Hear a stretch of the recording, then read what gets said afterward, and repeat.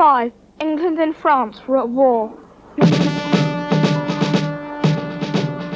French sent their fleet across the Channel to attack the English. They anchored off the Isle of Wight. Around Portsmouth, a great army gathered to drive the French back if they dared to land. And Southsea Castle was armed with cannon. King Henry VIII himself arrived to see his men in action.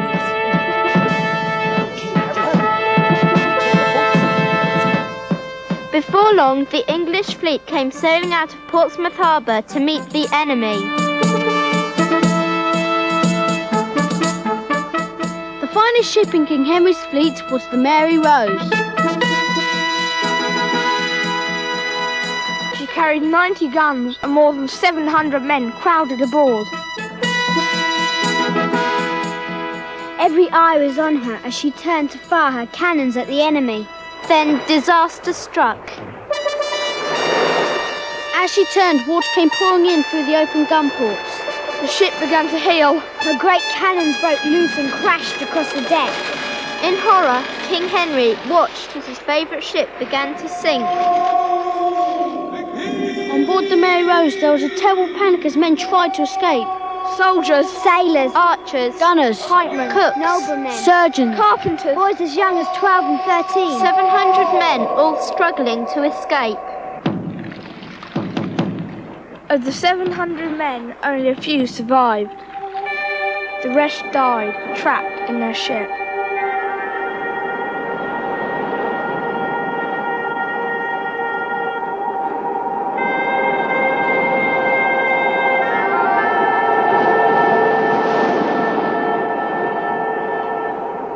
For more than 400 years, the Mary Rose lay buried at the bottom of the sea. Then in 1971, a team of divers and archaeologists saw traces of King Henry's flagship sticking up out of the soft mud. Over the next 10 years, the team uncovered the remains of the ship and rescued thousands of different objects. In 1982, work began to raise the Mary Rose herself.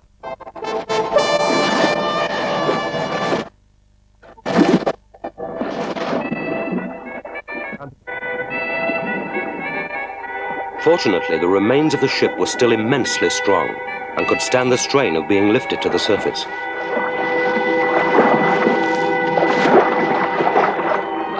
There is the wreck of the Mary Rose. It has come to the surface. Wonderful moment. The gun has gone off at Southsea. This historic moment as the Mary Rose comes to the surface. She's been on the seabed for 437 years. The Mary Rose was finally lifted clear of the water and placed on a barge which brought her back into Portsmouth Harbour.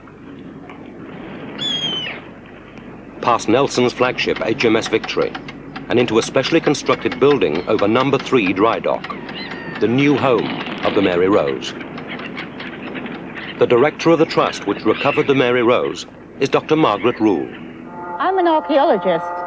That is someone who tries to understand how people lived and worked in the past from the remains that they left behind them, either from their houses or the way they were buried or the way they farmed the land. I've been very fortunate that together with a team of archaeologists and divers, I was able to work on the Tudor warship Mary Rose. It was a tremendously exciting time.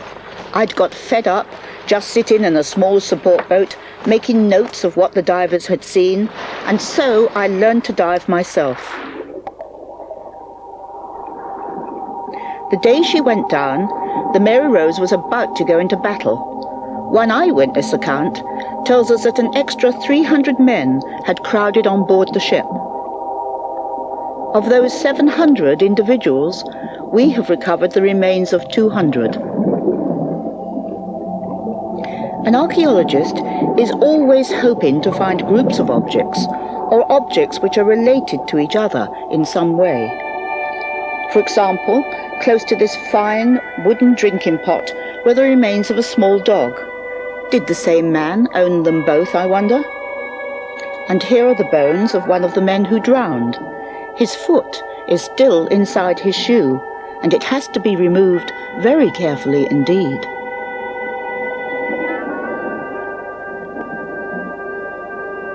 We can learn a great deal from the bones of those who died. For example, it's possible, by examining the ends of a bone, to see whether a man has stopped growing, whether he was still a young person or a fully grown adult.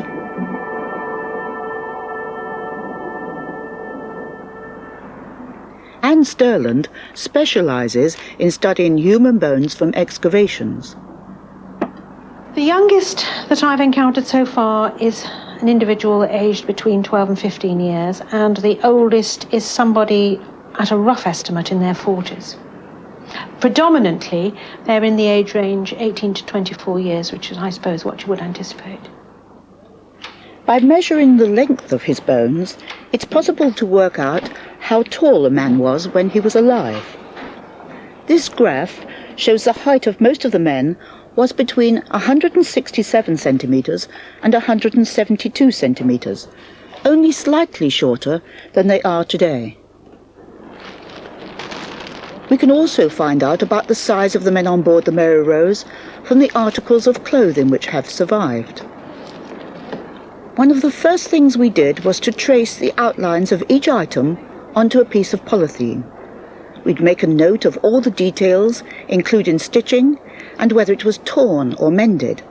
On this jerkin you can see the marks made by the lice comb the owner carried in an inside pocket. All the pieces of this jerkin were found together. You can still see how it was laced up the front using leather thongs. It had a large pocket fitted on the inside and was a very fashionable garment. The polythene reconstructions give us a good idea of the build of the men who wore the actual clothes. And here are some examples of the footwear worn by the men of the Mary Rose. Simple shoes and magnificent thigh boots. The soles of the boots were padded with straw. Archaeologists always take great care to record the positions in which objects are found. This mass of twisted metal and brick was in fact part of the ship's kitchen.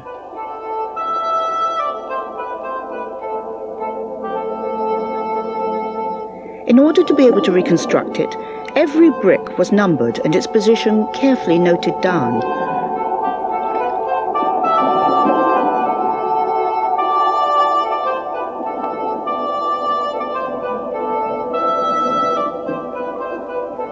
Some of the things we found were unfamiliar or difficult to understand. Others were much easier to recognize. It looks a bit like a saucepan, and I think it's made out of lead. And it's got some funny things at the bottom, holding it up. I think it could be used for cooking, where you put it on the stove, because it's got a gap at the bottom. It's deep inside, and it's all bent. So what might have gone inside this Tudor cooking pot? A good deal of evidence has been found, stored in wooden barrels. These are the bones of North Sea cod. They were probably salted in order to preserve them. Another barrel was full of beef, as Jenny Coy explains. This is the contents of one of the casks. It shows that the meat was probably put up in portions, and that the portions probably correspond with these rather regular lengths of bone that you have. This is a rib, and the lengths of these are fairly standard and chopped at each end, and this shows that there was some portioning of the meat. Without fridges to keep it fresh, the food must have tasted awful. So what did the sailors do? Frank Green has an idea. This, in fact, is a sample of peppercorns, black pepper. Pepper was used for a variety of purposes, medicinal, herbal, and of course it was used as a food flavouring. And it may well be that the average seaman even had a small quantity of pepper to flavour his rather boring food. That pepper, in fact, belonged to one of the most important men on the Mary Rose, the ship's doctor or barber surgeon. We found his cabin on the main deck. Inside the cabin was a large box. It was unopened. I'd read in documents that each ship was supposed to have on board a medical kit, but to find one complete was truly wonderful.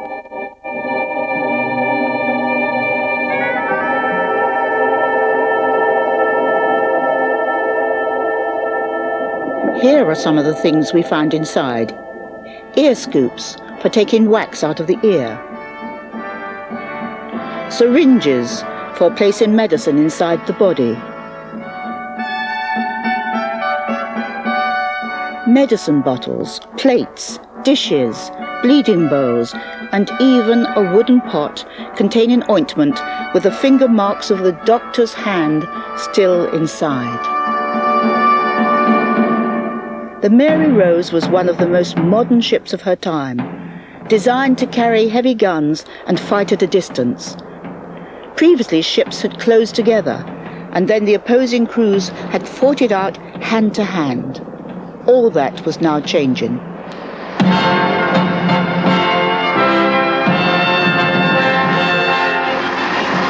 Come easy, Ali. Nice and easy.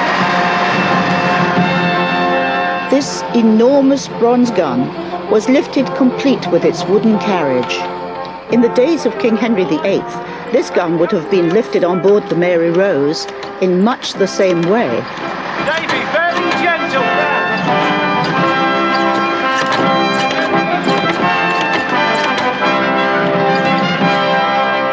When we cleaned the gun, we found it was loaded with solid iron shot and ready for firing.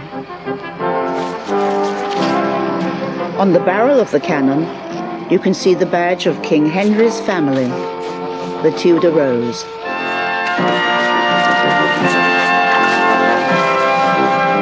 The cannons are spectacular, but equally important are the cannon balls that they fired. Some are made of iron, some roughly hacked from a piece of stone. Gauges were needed to match each cannon with its shot. These pieces of flint are part of another weapon system. They are covered with razor-sharp edges. They were loaded into a wooden container and then fired at the enemy at point-blank range. At the Mary Rose Museum, we have reconstructed a section of the ship's gun deck. On the upper deck, we've placed an archer. Even as late as 1545, the longbow was still an important part of the ship's armoury. And here's our evidence. Chests like this containing 140 Tudor longbows, beautifully preserved in the fine mud of the Solent.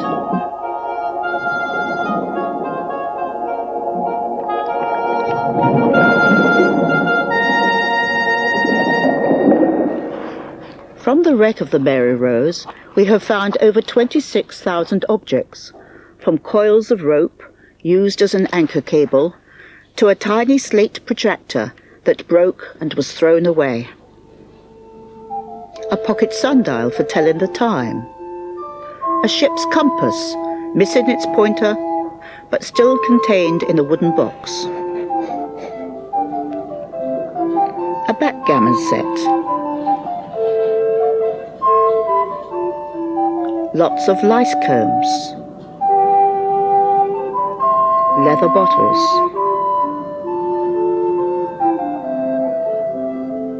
Knife handles, some of them carefully carved by their owner.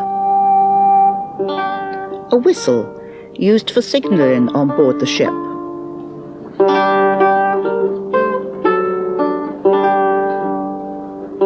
Several thimbles, a die, and a manicure set, perhaps the property of a rich young nobleman. A pomander stuffed with sweet herbs to scent the air. A variety of jugs. In fact, everything the men needed for life on board the ship.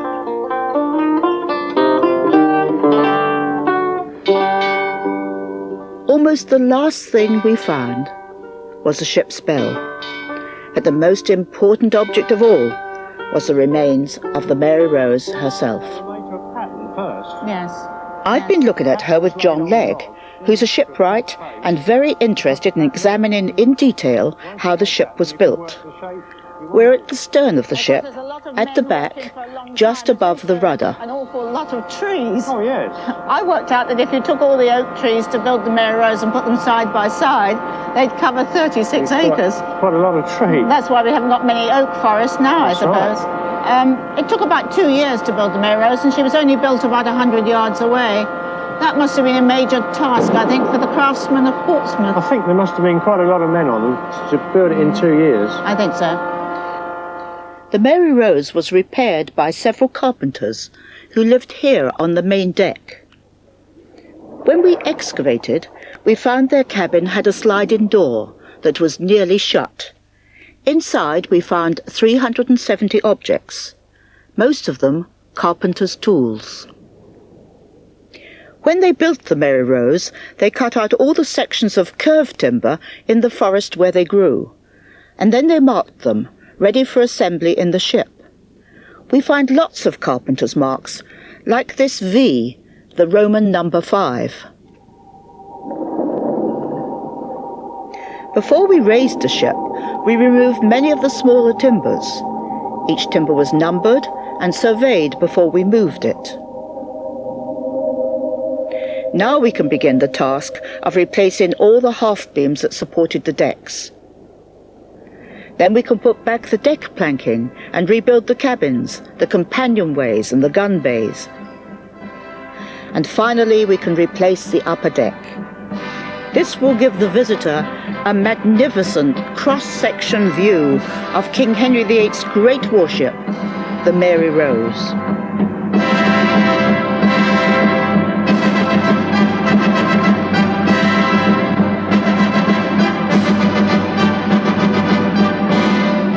As we continue replacing these timbers, we discover more about the ship, and we come to respect those who built her and those who sailed in her. And in addition to this problem of trying to understand the ship and the people, we also have to preserve her. And to do this, we keep her very cold and very wet for 20 hours every day. And normally she is sprayed with refrigerated, very cold water. And I'm going to ask them to turn the sprays on now.